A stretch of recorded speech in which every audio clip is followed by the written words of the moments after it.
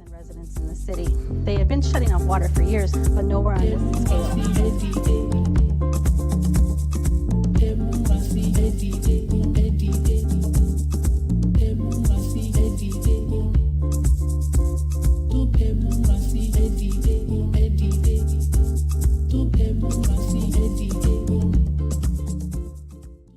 Welcome, beloved community. We are back again with yet another installment of the People's Water Board Coalition's Water Wednesdays webcast. And as always, I'm here with my beloved co-host, Valerie Jean. Hi, everyone. We cannot forget our behind-the-scenes tech guru extraordinaire who keeps us running smoothly and consistently week after week, making sure our shows come out for you marvelously intact, and she's just amazing, people. Miss Angelica. And today is our Hot Topic show, and it's one that really is eye-opening. It's tough, and it's something that we need to keep on our radar, and it should have been on our radar. We should have seen it coming. It's about the intensification of the climate crisis. And it, despite some of the people out there believing it's not real, climate change and the crisis and with the climate is real, people. There's been a major ocean current in the southern hemisphere that has actually reversed itself. The way that it flows. For the first time in recorded history, the current has reversed itself. And according to geological and researchers, this reversal is specifically of the deep ocean circulation, which is known as the SMOC, potentially it's catastrophic. a shift in the Southern Ocean circulation. It's an actual reversal and a shift from the Southern Ocean circulation. So it's really fueling this and intensifying this climate crisis that we're in, right? Like, yes, and it's becoming overly and abundantly clear. We can see it every single day. Yes, how it's affecting all of us. And right? It could have catastrophic consequences for the entire world, because the reversal means that instead of surface water sinking down into the depths of the ocean, it is bringing it back up to the top.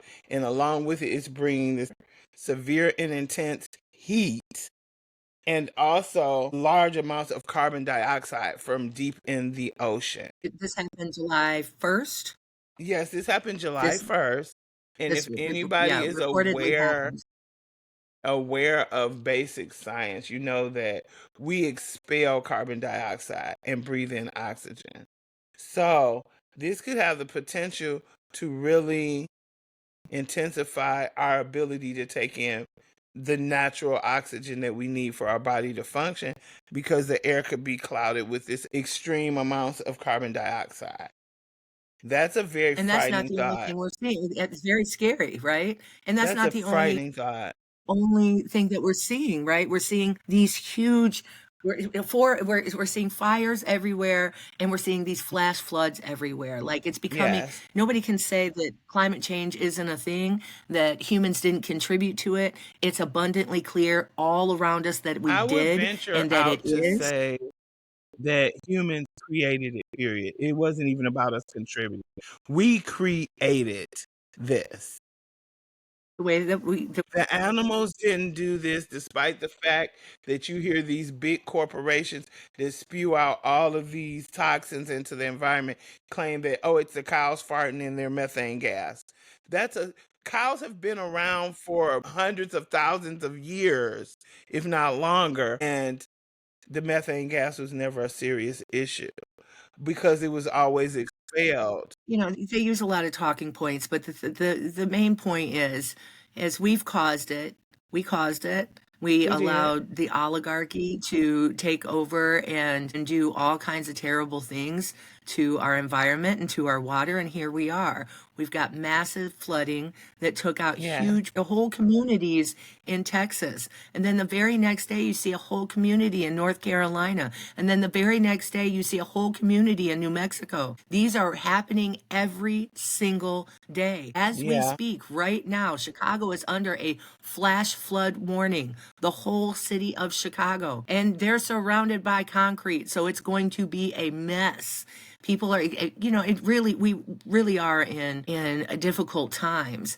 And this is where, people, as much as we can, we have to create mutual aid networks to take care of each other in these crises, in the middle of these crises. We've reached a moment where we can't say we didn't know or that it's not happening.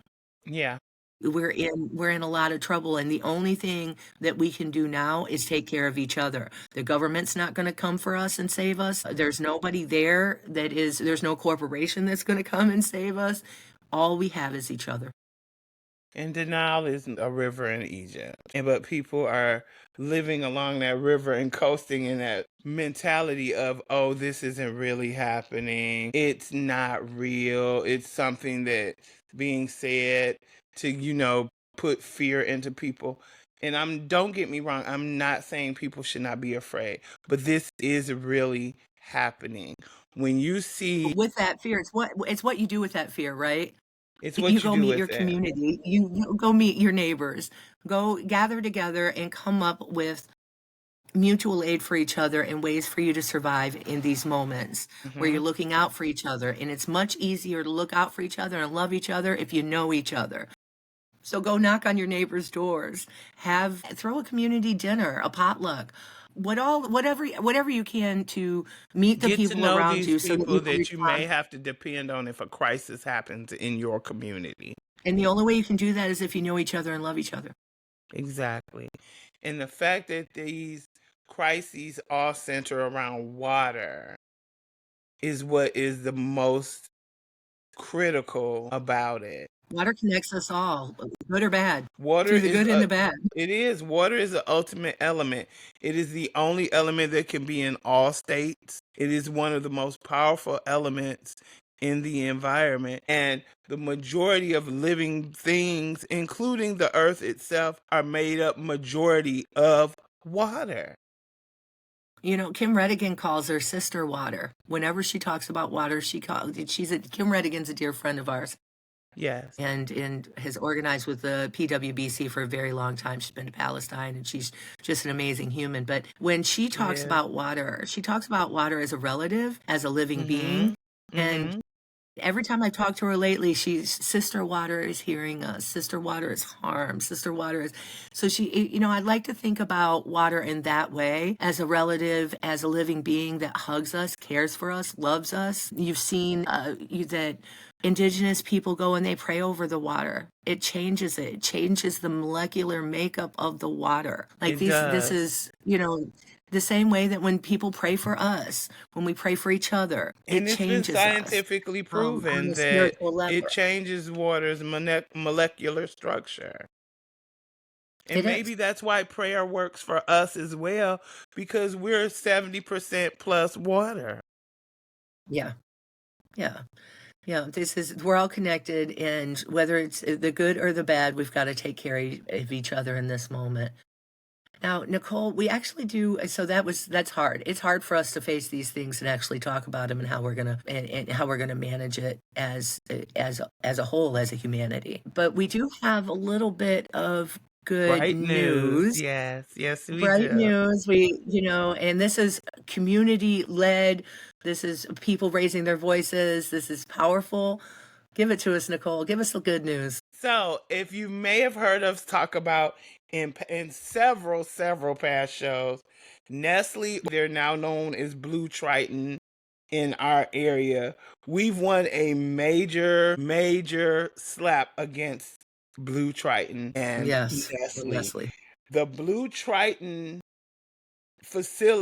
bottling facilities in Ontario, Canada, all of their facilities are being shut down. They are closed.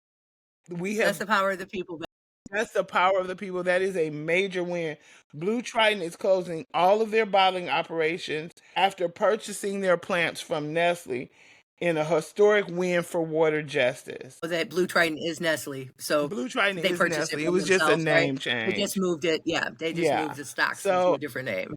Ontario nonprofit Water Watchers, which is based in Wellington County in Ontario, are thrilled to announce that the Connecticut-based Blue Triton will cease all water bottling operations in Ontario. And the If they can do it, we landmark can do it. You know what I'm yes, saying? if they can do it, we can do it. The landmark decision to leave the Ontario water bottling marks a significant victory in the ongoing battle for water justice throughout. They started this journey in 2007. No one's going to say it's going to be easy. No one's going to say it's going to be swift. But if you stick in there, justice That's will right. prevail. And we want That's right. everyone out there who's doing this work, involved in their community and other things, to know that no matter what is going on, if you just hang in there, justice will prevail. Justice will Never always stop fighting. prevail. That's right.